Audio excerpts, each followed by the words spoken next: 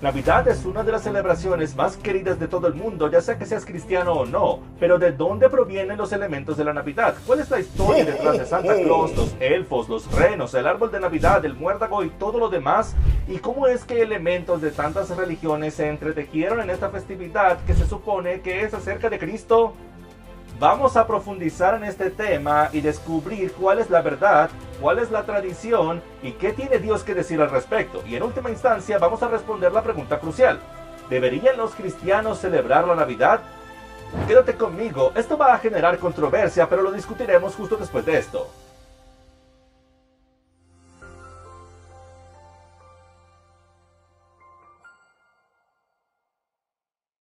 Hola a todos, soy Jim Stanley de Ministerios Pasión por la Verdad y bienvenidos a la transmisión de hoy. Hoy vamos a profundizar en un tema que es controversial, emotivo y que definitivamente generará debates. Te desafiará y en última instancia te liberará. ¿Sabes por qué? Porque según la escritura, la verdad solo puede hacer una cosa, es hacerte libre. Así que esto es lo que haremos. Pero antes de empezar, si eres nuevo en este canal, permíteme animarte a suscribirte ahora mismo. Si estás interesado en aprender la Biblia versículo por versículo o tema por tema desde la perspectiva hebrea original en la que fue escrita, aquí vamos más allá del protestantismo, del catolicismo, incluso más allá de los padres de la iglesia de los siglos 3 y 4 y retrocedemos hasta la cultura hebrea judía del primer siglo. Si no entendemos todo esto y malinterpretamos la cultura y el idioma, leeremos el texto según lo que ya creemos, y así llegamos a 44.000 denominaciones. Eso es lo que hacemos aquí. Acabamos de terminar un estudio versículo por versículo del libro de los Hechos. Te animo a revisarlo si quieres profundizar en ese libro. Mientras tanto, vamos a profundizar en la Navidad y descubrir de dónde provienen todos esos elementos. Primero que nada, si celebras la Navidad actualmente y alguien te envió este video para que lo veas, no estamos tratando de juzgarte, no intentamos convertirte, solo queremos tener una conversación. Así como Martín Lutero en 1517 hizo preguntas a la Iglesia Católica Romana sobre por qué hacemos ciertas cosas, y así como Jesús hizo lo mismo en el primer siglo con los líderes religiosos de su tiempo, todo lo que estamos tratando de hacer es descubrir la verdad, toda la verdad y nada más que la verdad, porque en última instancia queremos adorar a Dios en espíritu y en verdad. Hablando de verdad, me encanta lo que dijo John F. Kennedy en su época. El gran enemigo de la verdad muy a menudo no es la mentira intencionada, inventada y deshonesta, sino el mito persistente, persuasivo e irrealista. Desafortunadamente, al igual que los tiempos de Martín Lutero y de Cristo, realmente solo habrá tres tipos de respuestas ante la verdad. La primera, una respuesta farisea donde defienden sus creencias y se enojan a toda costa porque es como siempre han hecho las cosas. 2, personas que simplemente no les importa. Y 3, los que se sorprenden y son desafiados por la verdad y desean adorar a Dios sin importar cómo se sienten al respecto. Solo quieren hacer las cosas bíblicas de la manera de la Biblia. Así que espero que te encuentres en la última categoría mientras descubrimos juntos cuál es la verdad, cuál es la tradición y qué tiene Dios que decir al respecto. Entonces, el primer punto que vamos a abordar en nuestra búsqueda de la verdad es por qué celebramos el cumpleaños de Cristo el 25 de diciembre para empezar. Ahora bien, esto lo cubrimos extensamente en un video llamado El 25 de diciembre en juicio. Te lo recomiendo mucho, es un documental muy detallado y académico sobre este tema. Mientras tanto, vamos a resumirlo en unas cuantas diapositivas. Primero que nada, es importante que sepas que el solsticio de invierno solía ser el 25 de diciembre desde los tiempos de Cristo en el primer siglo y antes. El solsticio de invierno era increíblemente importante para las culturas antiguas, ya que era el día más corto del año y después de ese día los días comenzaban a alargarse. Por lo tanto, consideraban ese día como el renacimiento del sol. Así que no debería sorprendernos que este sea el día en que se decía que nacieron los dioses del sol de Egipto y Roma. A lo largo del tiempo, el solsticio de invierno fue un punto focal importante para muchas culturas, ya fuera un rey, un faraón o una persona muy influyente. Mira por ejemplo la tumba de Newgrange en Irlanda, con cientos de años de antigüedad. Stonehenge en Inglaterra, casi todos conocen este sitio cultural. El círculo de Gössek en Alemania, donde se alineaba el solsticio de invierno en un lado y el solsticio de verano en el otro. Y por supuesto, el más famoso, en mi opinión, es el templo de Amon-Ra en Egipto. Tenía una pequeña abertura por donde solo en el solsticio de invierno los rayos del sol iluminaban la tumba del dios Sol. ¿Y por qué es eso? Porque como mencioné antes, ellos creían que ese era el día en que nació Horus. De hecho, como evidencia, podemos ir a Plutarco, un historiador que vivió en el primer siglo, y él dijo lo siguiente: Por esta razón, se dice que Isis, al darse cuenta de que estaba embarazada, se puso un amuleto protector en el sexto día de Faofi. En el solsticio de invierno dio a luz a Harpócrates. Harpócrates era simplemente el nombre del dios niño Horus, quien es el dios sol de todo Egipto, y nació en el solsticio de invierno. Pero ese no es el único dios que nació en el solsticio de invierno el 25 de diciembre. Podemos ir a Roma y encontrar exactamente lo mismo. Esto aparece en la Enciclopedia Católica, donde dice lo siguiente, y cito: Helios Mitra es un dios. El domingo se guardaba como día sagrado en honor a Mitra, el 25 de diciembre se observaba como su cumpleaños, el Natalis Invicti, el renacimiento del sol de invierno, invicto por los rigores de la estación. Y no solo eso, podemos revisar el calendario del año 354, justo del corazón de Roma, y ¿qué vemos el 25 de diciembre? Una inscripción que literalmente dice cumpleaños del invicto, juegos ordenados 30 carreras. No solo se colocó el cumpleaños de Cristo el 25 de diciembre, sino que proviene directamente de este calendario romano. Celebraban el cumpleaños del dios Sol y el emperador ordenaba 30 carreras en su honor. Entonces, ¿por qué se trasladó el cumpleaños de Cristo el 25 de diciembre? Tenemos que ir al obispo siriaco Jacob Barsalibi en el siglo XII para encontrar la respuesta, y cito: Ahora, la razón por la que los padres de la iglesia movieron la celebración del 6 de enero al 25 de diciembre fue esta. Dicen que era la costumbre de los paganos celebrar en este mismo día, el 25 de diciembre, el cumpleaños del sol, y encendían luces entonces para exaltar el día. Incluso los cristianos participaban en estos ritos y ceremonias. Por lo tanto, cuando los maestros de la iglesia vieron que los cristianos se inclinaban hacia esta costumbre, establecieron un plan. La verdadera fiesta natal sería celebrada este día y la Epifanía el 6 de enero.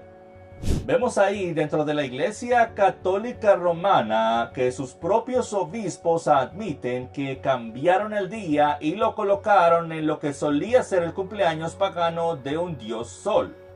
Ahora, incluso algunos académicos de hoy dicen que, fueron los cristianos quienes tuvieron primero el 25 de diciembre y los paganos tomaron prestado de ellos. Pero aquí está claro como el agua. No solo tenemos evidencia de Egipto, cientos de años antes de que Cristo viniera, de que el cumpleaños del dios Sol era en el solsticio de invierno, sino que tenemos a los propios obispos de la Iglesia Católica admitiendo que hicieron el cambio porque ya existía un día de adoración pagana al Sol en el solsticio de invierno y querían apropiarse de él. Caso cerrado.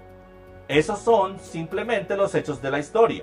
De hecho, podemos ir al siglo VI y ver que esto era un gran problema, con cristianos celebrando estos días de adoración a dioses solares durante la fiesta de Saturnalia en Roma y mezclando esa adoración de dioses solares con el Hijo de Dios, el verdadero Hijo de Dios. En esta cita en particular del obispo Martín de Braga en el año 575 después de Cristo dice esto: no realizarás las malvadas celebraciones de las calendas, ni observarás las festividades de los gentiles, ni decorarás tu casa con laurel y ramas verdes. ¿Te suena familiar? Toda esta celebración es pagana. Ahora, no sé tú, amigo mío, pero ya en el siglo VI, un obispo católico nos dice que toda esta festividad es pagana. ¿Y qué estamos haciendo? Decorando nuestras casas con laureles verdes y ramas verdes, traemos árboles a nuestros hogares y literalmente estamos haciendo las mismas cosas que hacían los paganos hace miles de años. Vamos a hablar de esto ahora mismo. Si deseas más información sobre el 25 de diciembre en juicio, realmente te animo a ver esta enseñanza cuando termines con esta. Sin duda te iluminará con la profundidad del material académico que se presenta para dar una visión más detallada de este tema en particular. Mientras tanto, continuemos. ¿Has escuchado alguna vez la canción de Navidad que dice algo así como castañas asadas al fuego, Jack Frost mordisqueando tu nariz, cantando villancicos de Yule junto al fuego y gente vestida como esquimales? Es una canción originalmente en inglés muy fácil de cantar que se escucha en casi todas las tiendas, pero ¿han pensado en la letra? ¿Qué son los villancicos de Yule? Eso es lo que vamos a descubrir de dónde proviene. Proviene de la fiesta de Yule, que según la Enciclopedia Británica, Yule es uno de los festivales más antiguos del solsticio de invierno, con orígenes entre los antiguos nórdicos hace miles de años. Algunos historiadores piensan que los sacrificios eran parte importante de la celebración, ya sea a los dioses u otros seres sobrenaturales como los elfos, o a los muertos, o a ambos. Entre los muchos nombres de Odín estaba Mjolnir, y entre sus muchos deberes estaba actuar como el dios de los muertos. Yule se convirtió en un nombre para la Navidad solo hasta alrededor del siglo IX, y en muchos idiomas Yule y sus cognados aún se usan para describir esa festividad. Así que vamos a profundizar un poco más en esto, porque descubrimos que Yule es en realidad el nombre de una festividad pagana que se remonta al dios vikingo Odín y que todavía es celebrada por los paganos hoy en día. Puedes buscarlo en cualquier parte. Los paganos practicantes celebran Yule. No celebran Navidad, celebran Yule, e incluso ellos saben que se lo robamos. Según la Enciclopedia Británica, esta fusión ocurrió en el siglo X con Håkon el Bueno de Noruega. Él dice: la celebración nórdica de Yule y la celebración cristiana de Navidad se fusionaron. Håkon se convirtió al cristianismo tras una visita a Inglaterra, y después de su regreso a Noruega promulgó una nueva ley para que Yule se celebrara al mismo tiempo que la Navidad. Desde ese punto la Navidad continuó reemplazando a Yule, aunque algunos vestigios de la celebración original permanecieron, y uno de estos es el tronco de Yule. El tronco de Yule es una de las partes más antiguas de la Navidad, que proviene directamente de la adoración pagana. La mayoría de los académicos creen que comenzó trayendo un árbol entero a la casa. Tallaban el tronco del árbol con imágenes de Odín, Thor y diferentes dioses y deidades, y luego colocaban el extremo más grande del árbol en el fuego primero y lo quemaban durante, ¿adivina cuántos días? 12, exacto. Y esos son 12 días que provienen directamente de la celebración de Yule, que se remonta al propio Odín. Y no solo tallaban los nombres de las imágenes de sus dioses en el tronco de Yule, sino que según worldhistory.com dicen esto, y cito: los vikingos y los escandinavos en general decoraban árboles perennes con grabados de los dioses, runas, ropa y comida. Me parece muy interesante que, aunque los eruditos modernos dicen que el árbol de Navidad probablemente se originó en Inglaterra, si retrocedemos hasta la época de los dioses como Odín y Thor, entre otros, encontramos patrones y elementos que son sorprendentemente similares a lo que hacemos hoy. Y creo que la cereza del pastel es que muchas de nuestras tradiciones provienen directamente de los vikingos y de cómo adoraban a su dios, específicamente con Odín. Hemos hablado del tronco de Yule y de los árboles de Navidad, pero ¿qué hay del muérdago? Bueno, el origen de la asociación del muérdago con los besos y el amor se remonta a la antigua Roma. Y la tradición de decorar con muérdago comenzó durante el solsticio de invierno romano llamado Saturnalia. Un festival de una semana lleno de desenfreno, borracheras y orgías. Los griegos consideraban el muérdago un símbolo de fertilidad masculina y llamaban a sus bayas blancas esperma de roble. Los druidas consideraban el muérdago como una planta sagrada con poderes medicinales y místicos. Cortaban el muérdago de los robles con una hoz dorada en la sexta noche de la luna. Y si volvemos a nuestra famosa mitología nórdica con Odín, el dios Baldur fue asesinado con una flecha hecha de muérdago. Sus padres, Odín y Frigga, restauraron su vida y entregaron el muérdago a la diosa del amor. Como puedes ver, el muérdago siempre fue considerado como una planta espiritual y mística que tenía algún tipo de ritos de fertilidad y poderes místicos, y por eso hoy nos besamos bajo el muérdago.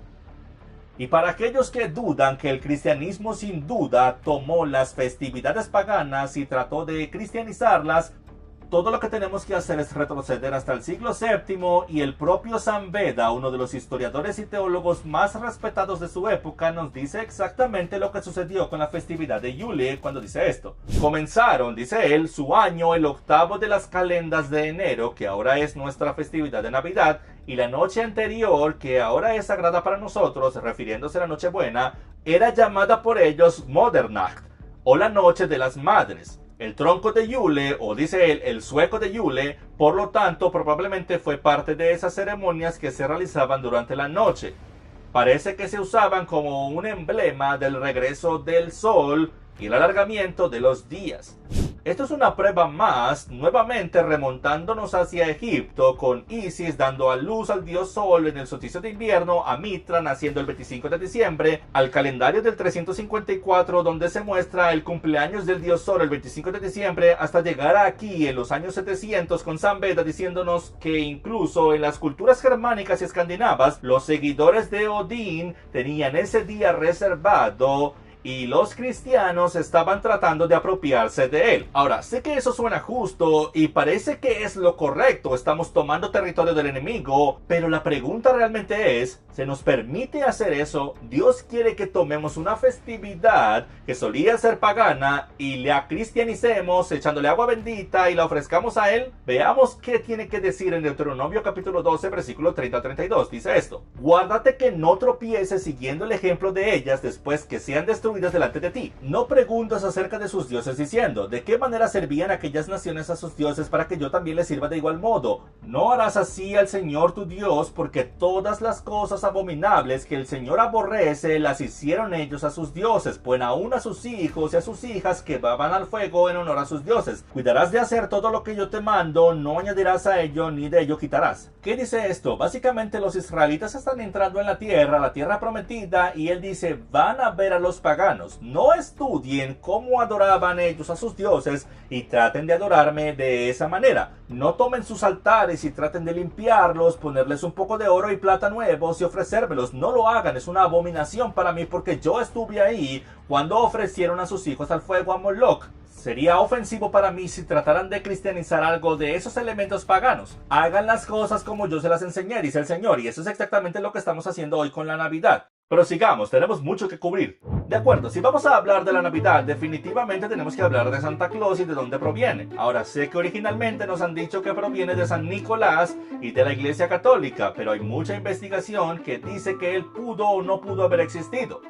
Pero ni siquiera tenemos que debatir eso, porque tenemos otra figura que coincide de manera inquietante con las características de Santa Claus, y esta es de las leyendas nórdicas de Odín. El dios Odín, así es, el famoso padre de Thor, de los Avengers, por supuesto, y averigüemos un poco más sobre él. Odín era el dios escandinavo de la intoxicación, el éxtasis y la muerte. Cada año tomaba su caballo blanco de 8 patas y volaba por el cielo nocturno para advertir y castigar a los niños que no se habían portado bien ese año. ¿Te suena familiar? También es el dios de la sabiduría, del conocimiento oculto, las runas, la poesía y la guerra, y su nombre significa el inspirado. Al parecer era un anciano alto que tenía una larga barba blanca y llevaba una lanza o un báculo. Ahora, si conectas todo esto y comienzas a mirar el patrón y las características que se encuentran en nuestro moderno Santa Claus, es realmente aterrador, porque tienes a Odín, que está en un caballo blanco, así como se dice que Jesús vendrá en un caballo blanco al final de los tiempos, pero este tiene 8 patas. Para los antiguos el 8 era el número del transporte, y es interesante descubrir que Santa Claus termina con 8 renos. Ahora, en el siglo XX añadieron un 9º reno llamado Rodolfo, pero originalmente solo eran 8. Además, Odín tiene estos ayudantes oscuros que terminan siendo los elfos de Santa Claus y cruzan el cielo nocturno una vez al año durante el tiempo de Yule, durante 12 días, para castigar y advertir a los niños que se han portado mal ese año. Definitivamente hay una conexión. ¿Tú qué opinas? Escríbelo en los comentarios. De acuerdo, avancemos rápidamente a lo que dicen que es el verdadero origen de Santa Claus, que es San Nicolás. Curiosamente, la historia cuenta que tenía estos demonios Krampus que acompañaban a San Nicolás de aldea en aldea, y estos demonios castigaban a los niños que son malos, y San Nicolás les da regalos a los que son buenos. Así que tienes esta relación de policía bueno y policía malo aquí. Esto es lo que evoluciona en los elfos, que son traviesos y hacen cosas maliciosas. Se remonta al tiempo real de San Nicolás, los demonios Krampus, y los demonios Krampus provienen de los ayudantes oscuros que están ayudando a Odín mientras viaja por el cielo durante lo que llamamos la época navideña. En el siglo XVI en Holanda su nombre cambia a Sinterklaas. Es un anciano amable y sabio con barba blanca, vestido de blanco, con capa roja, un báculo y cabalgando por los cielos y tejados de las casas en nada menos que su caballo blanco. Apostaría que es el mismo caballo blanco que tenía Odín acompañado por sus Blackjacks. Ahora se les llama Blackjacks, que dejan regalos para la gente debajo de su árbol sagrado. Y adivinen cuál era ese árbol: el abeto. Para el siglo XVIII un holandés trae este Sinterklaas a los Estados Unidos de América. A partir de ahí Coca-Cola afirma haber tomado a Sinterklaas, agregado sus colores de la empresa, y así surgió el Santa Claus moderno. Ahora, aquí hay algo que seguramente te dará escalofríos. Si quieres saber de dónde proviene el jojojo, Bueno, en la historia del Hobgoblin, el autor Alan Wright revela que, cito, Robin en sí, refiriéndose a Robin Goodfellow, Robin en sí era un apodo medieval para el diablo, y la risa característica de Robin era ho, ho, ho. Amigos, no pueden inventar esas cosas. Santa Claus proviene de Odín y el ho, ho, ho proviene de una obra de teatro del siglo XVII, donde el diablo, antes de aparecer en escena, hacía su característica risa. ¡Ho, ho, ho! Y todo este tiempo hemos estado alimentando a nuestros niños con esto. El mismo diablo ha empaquetado todo esto de una manera que lo consumimos sin darnos cuenta. Incluso las galletas y la leche que se dejan junto a la chimenea para Santa Claus. ¿De dónde y por qué surgió la leyenda de que Santa Claus entra por la chimenea? Vamos a descubrirlo. Dice aquí, la creencia de que Santa entra a la casa por la chimenea se desarrolló a partir de una antigua leyenda nórdica. Los nórdicos creían que la diosa Erta aparecía en la chimenea y traía buena suerte al hogar. Los druidas entonces dejaban un obsequio que consistía en leche y pasteles para apaciguar a esta diosa que descendía a través de su chimenea. Casi todo lo relacionado con la Navidad parece remontarse directamente al paganismo. No sé si nos sentimos cómodos con eso, pero miren esto. La menorá que está en el templo de Dios es el árbol original, los 7 espíritus de Dios que conectan con los 7 continentes de la tierra. Y es exactamente por eso que los antiguos creían que los espíritus vivían en los árboles y que si se conectaban y adoraban a los espíritus a través de los árboles, podrían ver en el espíritu. Puedes ver cómo el enemigo ha manipulado tanto la palabra de Dios y se ha burlado de ella a través de todas esas leyendas. Incluso el diccionario de inglés de Oxford dice esto sobre la palabra el diablo. El diablo es llamado Satanás, Lucifer, Belcebú, y en el habla rústica popular, créanlo o no, se llama el viejo Nick. Si necesitas más prueba de que Santa Claus está definitivamente conectado con el dios nórdico Odín, entonces no sé qué decir, porque es extraordinario cómo Odín ha encontrado su camino hacia nuestros hogares e iglesias, justo al lado del niño Jesús en el pesebre, amigos míos. La Biblia no solo prohíbe específicamente tomar un festival pagano y cambiarlo dándole un nuevo significado para luego ofrecérselo a Dios como si fuera algún cerdo al que le ponemos lápiz labial y luego lo sacrificamos porque nos encanta el tocino, esperando que Dios esté bien con ello. Parece que nuestros primeros fundadores sabían exactamente lo que hemos olvidado, lo sabían y por eso lo prohibieron. Miren esta cita del Tribunal del Gobierno de la Colonia de la Bahía de Massachusetts el 11 de mayo de 1659. Dice esto: para el gran deshonor de Dios y ofensa a otros, se ordena por lo tanto por este tribunal y la autoridad del mismo que quien se ha encontrado observando cualquier día como Navidad o algo similar, ya sea absteniéndose de trabajar, festejando o de cualquier otra manera, por cualquiera de las razones mencionadas, dicha persona será multada con 5 chelines por cada ofensa. Amigos, esto va aún más allá. Ni siquiera fue hasta que Alabama, en 1836, fue el primer estado en legalizar la Navidad, seguido de Luisiana y Arkansas en 1838. Desde 1659 hasta los principios de 1800 era ilegal celebrar Navidad en los Estados Unidos porque éramos un país judeo-cristiano, conocíamos la palabra de Dios y deseábamos que Dios nos bendijera. Elegimos no mezclar lo santo con lo profano.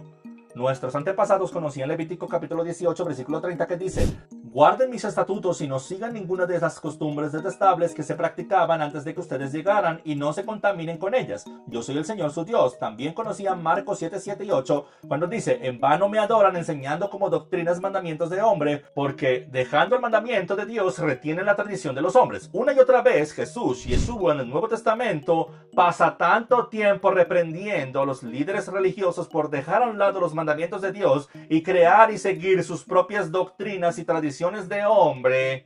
Pablo encontró el mismo problema en su ministerio y hoy estamos haciendo exactamente lo mismo. Martín Lutero en 1517, como lo mencioné anteriormente, encontró 95 diferentes cosas que la Iglesia Católica estaba haciendo y no pudo encontrar en la Biblia, que eran solo tradiciones y doctrinas de hombre. Y su pregunta era: ¿por qué estamos haciendo esto? Volvamos a hacer las cosas bíblicas de la manera de la Biblia. Y eso es exactamente lo que estamos haciendo aquí. Al acercarnos al final de esta transmisión, y quédense porque voy a compartir con ustedes lo que realmente está ocurriendo y lo que el enemigo está tratando de esconder esconder. Charles Spurgeon lo resume mejor en la víspera de Año Nuevo en 1871 cuando dice esta cita: no tenemos un respeto supersticioso por los tiempos y las estaciones. Ciertamente no creemos en el arreglo eclesiástico actual llamado Navidad.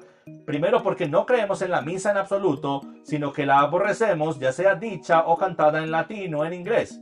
Y segundo, porque no encontramos ninguna base bíblica para observar ningún día como el cumpleaños de Salvador, y en consecuencia su observancia es una superstición porque no tiene autoridad divina.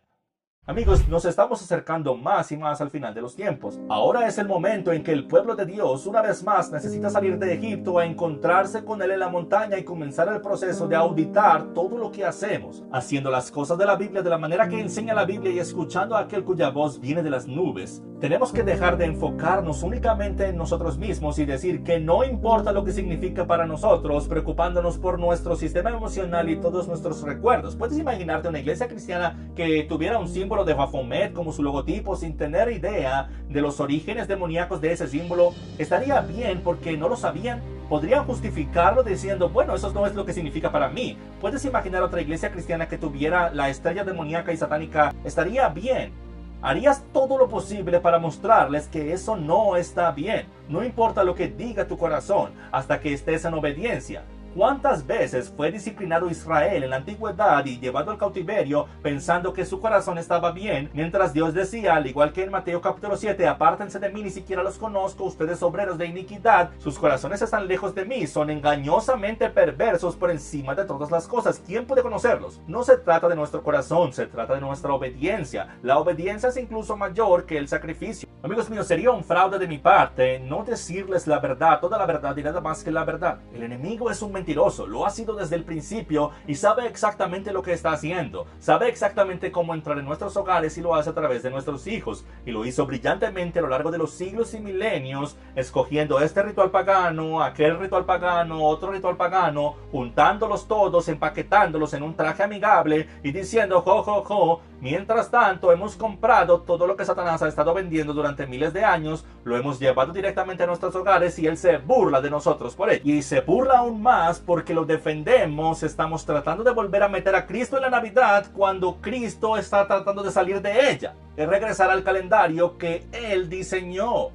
No quiere que celebremos su cumpleaños al mismo tiempo que el cumpleaños del dios Sol. Él tiene su propio tiempo especial, en su propio calendario especial, y Satanás ha estado tratando de ocultarlo todo este tiempo. Por favor, consideren la importancia y la seriedad de lo que acaban de escuchar. Ahora bien, sé que habrá filósofos por ahí que pretenden ser cristianos, defenderán sus tradiciones y esa festividad con todas sus fuerzas, pero no es el corazón de Dios, porque el corazón de Dios es su calendario. El corazón de Dios es hacer las cosas a su manera. ¿Sabes lo que el enemigo realmente está tratando de ocultar? El calendario profético de Dios. Y si nunca has escuchado de esto, voy a explicarlo rápidamente y luego podrás descargar un PDF gratuito con una guía del calendario completo de las fiestas bíblicas. El calendario de fiestas que Dios quiere que celebremos, que contiene su plan completo para nuestras familias, se divide en dos secciones diferentes: las fiestas de primavera del Señor, que se centran en la primera venida de Cristo, y las fiestas de otoño, que se centran en la segunda venida de Cristo. Él muere en Pesaj, es puesto en la tumba durante los panes sin levadura, resucita en las primicias y casualmente desciende en la fiesta de Shavuot, también conocida como Pentecostés, cumpliendo cada una de sus fiestas de primavera. Y al igual que las fiestas de primavera que cumplió la primera vez, regresará exactamente como lo hizo cumpliendo las fiestas de otoño del Señor. Viene en Yom Teruah, a la fiesta de las trompetas, cuando los muertos en Cristo se levantan al sonido de la trompeta, juzga a toda la humanidad en Yom Kippur, el día de la expiación, el día del juicio, y la cena de las bodas del Cordero será durante la fiesta de los tabernáculos, Sukkot, cuando Jesús realmente nació. Si quieres aprender más sobre cuándo nació Jesús, te animo a ver esta enseñanza cuando termines con esta. Si eres nuevo en las fiestas del Señor y te gustaría una guía gratuita sobre cómo se relacionan con la primera y la segunda venida del Mesías y cómo pueden conectar contigo y tu familia, entonces haz clic en el enlace en la descripción de este video o visita nuestra página web passionfortruth.com, donde encontrarás muchísima información sobre este tema y descargarás gratuitamente el PDF. Amigos míos, no nos sirve lo falso, no necesitamos la fabricación, lo que necesitamos es lo cristiano auténtico y real que reaparezca una vez más y entre en ritmo con nuestro Rey. Dios nos dio la capacidad de estar en sintonía con Él y eso ocurre cuando estamos alineados con su calendario.